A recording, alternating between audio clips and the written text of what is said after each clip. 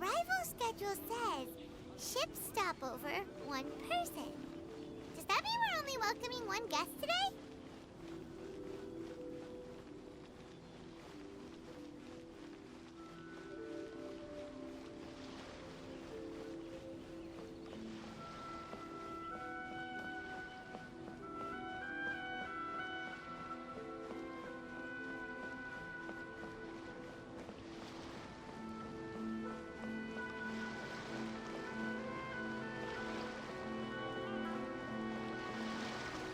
Look! That figure on the wharf! It looks like Kazuha!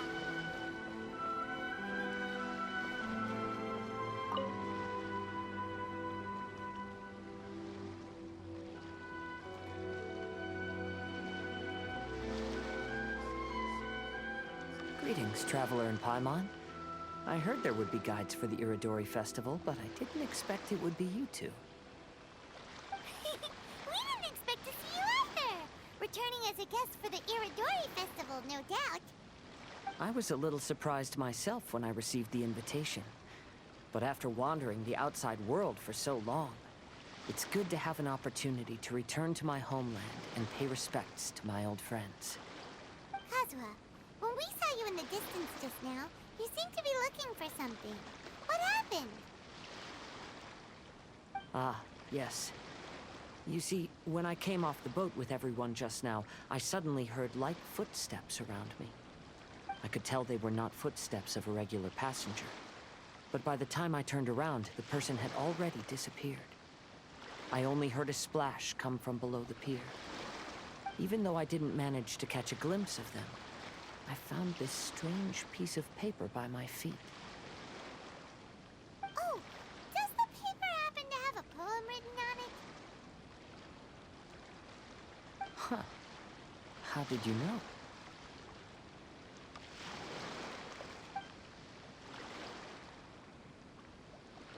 Fascinating. It's almost hard to believe such things could happen. Sure, here it is.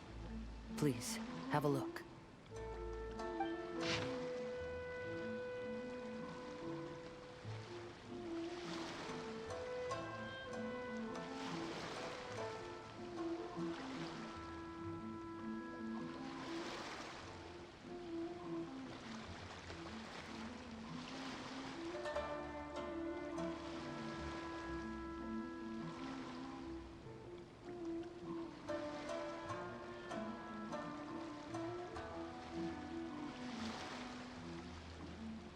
Last time, Aoi no Okina's poem ended with a reference to Akihito. And sure enough, this is a story about him. Story this time basically says that Akihito got his name from his love of red seals. However, the shogun discovered that he had committed plagiarism, and he was soon exiled. Well, if Paimon were to rate today's story, it sounds pretty unfortunate. I don't think there's anything particularly wrong with this story. I too was once wanted as a criminal by the shogunate.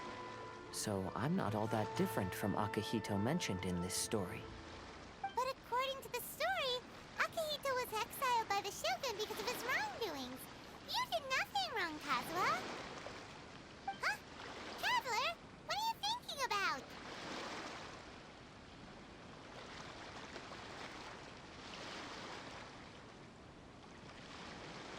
Ah, by the way, you mentioned that your friend has been struggling because he's unable to sign his name quickly, right? In Liyue and Inazuma, there is a saying, that which has been stamped has also been signed. Perhaps using a seal could be a feasible solution. While sailing at sea, I sometimes carve things to pass the time. If you wish to create a stamp for his seal, I might be able to help. Wow, that's an idea! Quick, let's go tell Albedo!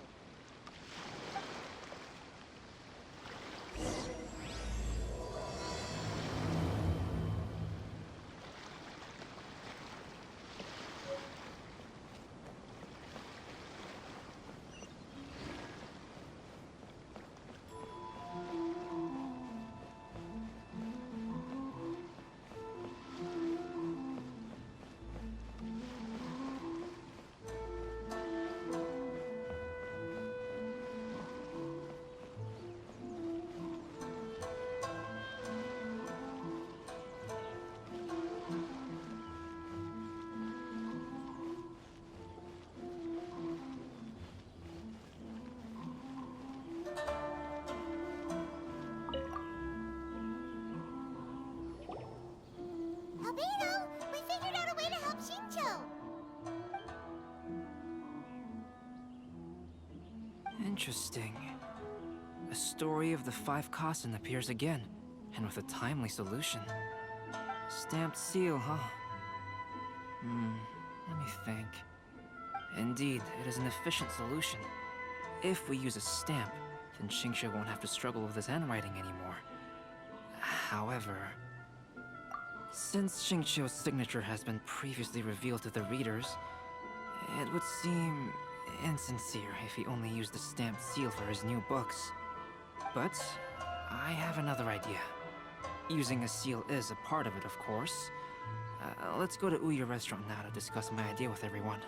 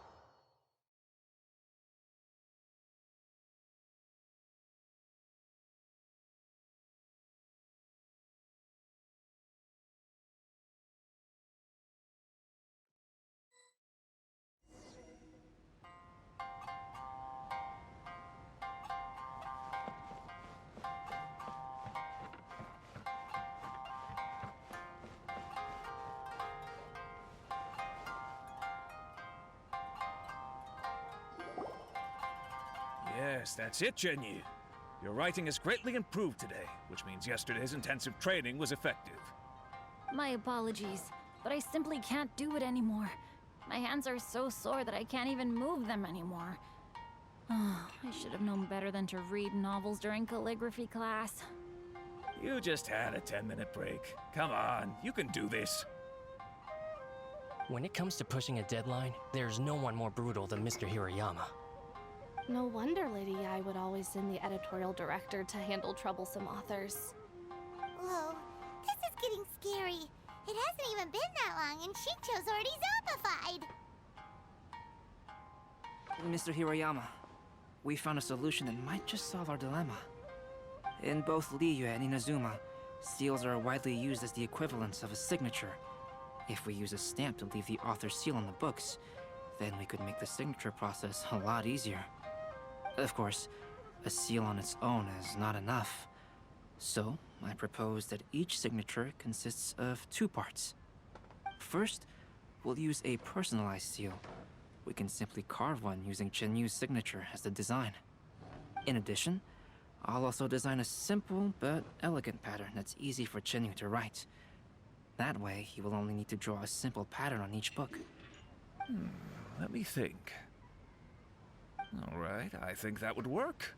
Not only does it still involve the author's own handwriting, but the result should be very beautiful as well. So, what you mean to say is, I've been saved from this predicament? Mr. Hirayama, it suddenly occurred to me that the reason we gave up on live book signings previously was because it would take too long for the author to sign each book. But if we adopted Calx's proposed method, we might have enough time to do signatures at the live event. And if all the authors sign their books in the same fashion, then Genyu's signature wouldn't look out of place. If you think it's feasible, I would certainly be happy to design signatures for the other authors as well. Yes, and you may leave carving the stamps to me. In that case, I shall contact the other 2 authors participating in the new release event. It is a great honor to use a signature designed by Calx. My pen name is quite complicated and isn't suitable for signing events. However, if we implement this new format, then it'll be a dream come true for me as well. Great! Looks like everyone's on board with the idea. I'm sorry to have kept you busy for so long, Genyu.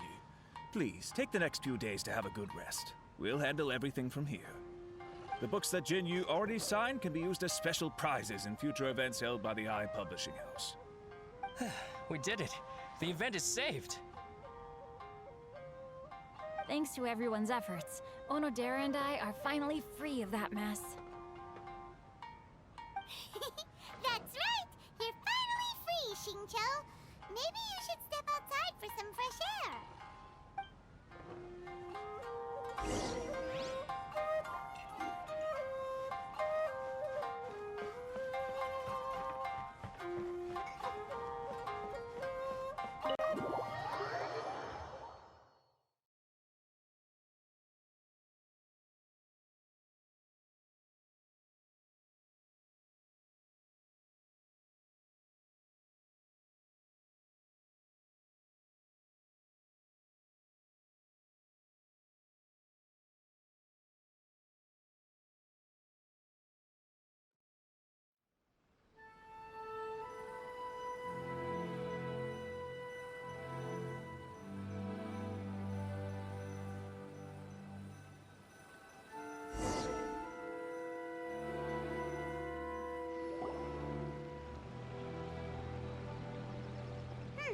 We still have some time to burn.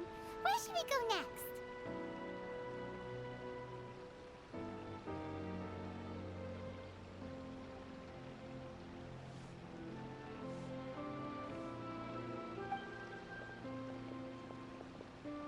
Traveler, there you are.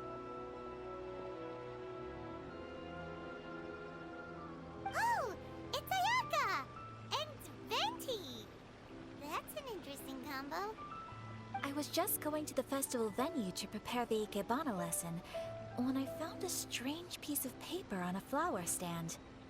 This bard just happened to be close by at the time. He informed me that you've also found similar papers recently. As such, we came together to find you two. But the paper she found isn't quite the same as the ones we found before. Here's the paper. Please have a look.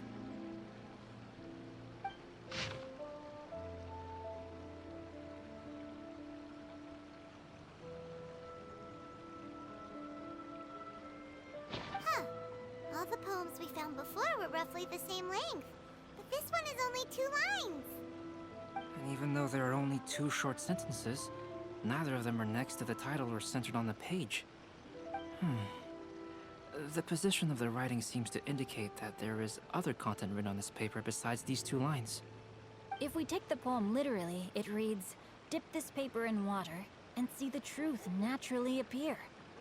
Speaking of which, I have an ancient text at home, specializing in ancient and exotic stories. It mentions a special ink that will show itself when wet and disappear when it's dry. So, shall we give it a whirl? It just so happens that there's a pond nearby.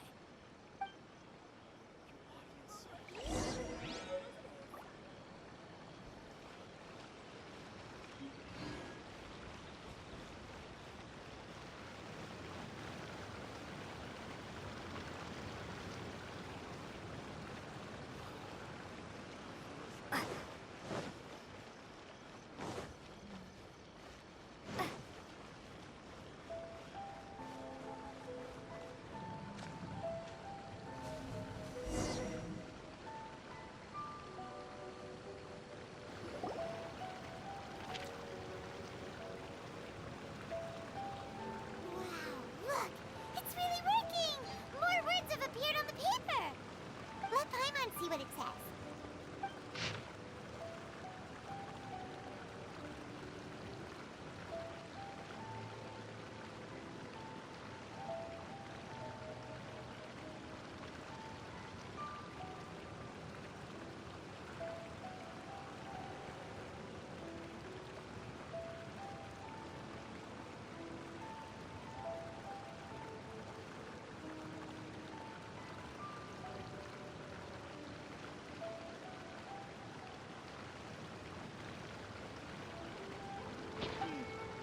Story says that after Sumizomi got the collection of poems from Akihito and put them into a stream of water, the plagiarized words in the poem became blurry.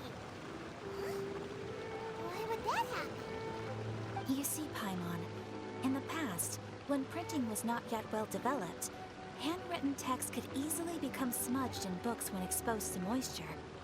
To ensure the text lasted longer, they'd either write using a special ink or coat the paper's surface with a waterproof coating once the writing was finished.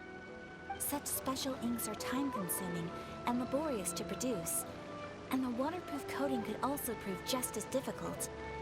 However, since Akihito's poetry collection was an important gift to be presented to the Shogun, surely one of those two methods was used to protect it. But as for the plagiarized poems, not only would they lack Akihito's seal, but the words would also react differently when exposed to liquid.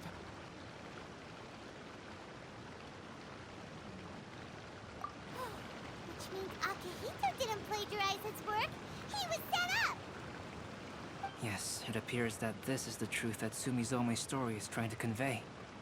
Although the story is saddening, I've decided on the subjects to use for Akihito and Sumizome's portraits. Kazuha, Ayaka, would you be willing to be the models for my paintings? I would be delighted. Yes, as would I. There you go. The next two portraits should be ready in no time. Yes. And now that all 4 stories have all been collected, the story of the 5 Kasen is now fully completed.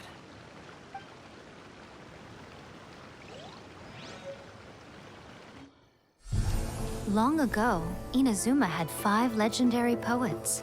People bestowed upon them the title of the 5 Kasen. One year, the poet Suiko made his way to Tenshukaku and presented the Kasen's work for the shogun's perusal. But a page from the works of Aoi no Okina had been torn out, and Suiko was questioned regarding the matter. Suiko pleaded guilty. He admitted to drinking at the tavern the night before, and vaguely recalled a mysterious figure approaching while he was intoxicated. That figure was none other than Aoi no Okina himself. This turn of events had begun with an unnamed individual, under whose coercion, Aoi no Okina was forced to take drastic measures to retrieve a page of poetry. He knew nothing of this individual's true intentions. All he knew was that the poem had to do with an old acquaintance, Akihito. Akihito had once belonged to the 5 Kasen. Each poem he composed, he marked with a scarlet red seal, hence the Aka in his name. Such a distinguished writer was he, and yet one of the poems he had submitted the previous year was found to be plagiarized. Akihito was exiled for his crimes, and only 4 of the 5 Kasen remained. Sumizome went over Akihito's poems and noticed that the plagiarized poem lacked his seal. She immersed his poetry in a stream nearby, and only on the plagiarized poem did the ink run. Aoi no Okina passed by and witnessed Sumizome's doing, which he then recorded in a poem. Thus transpired the events of Suiko's poetry submission, and this is where the story comes to an end.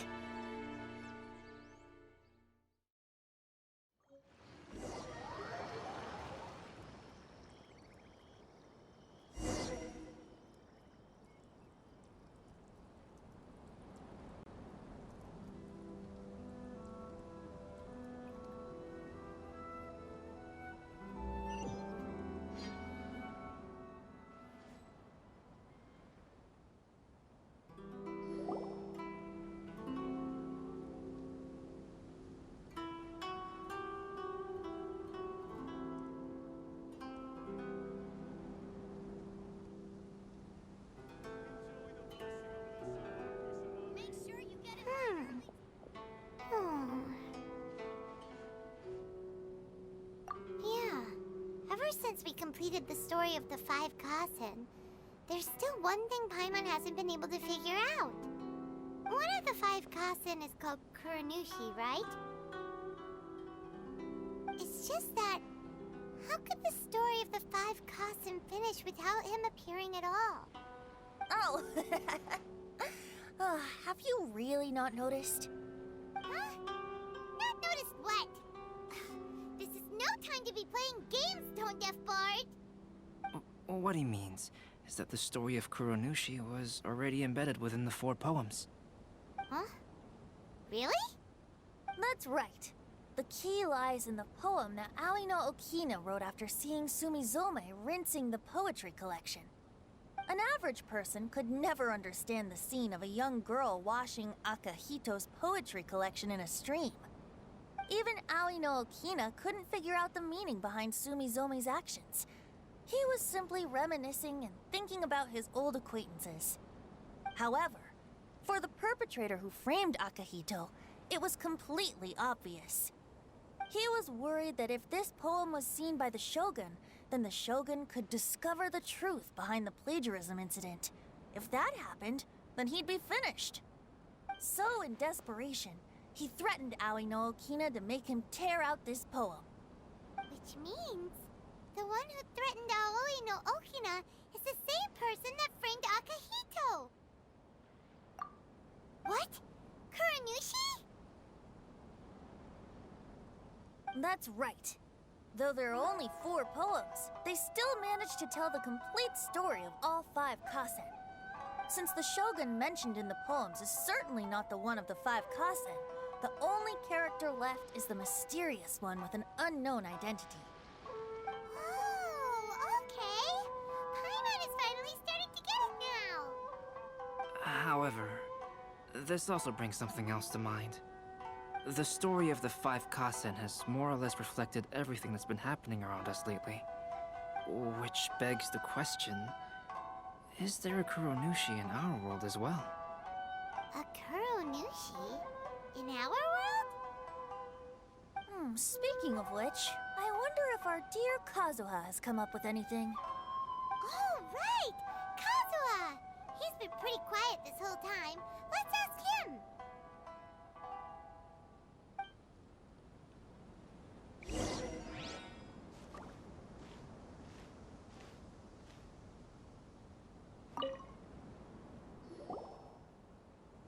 Hey, Kazuha!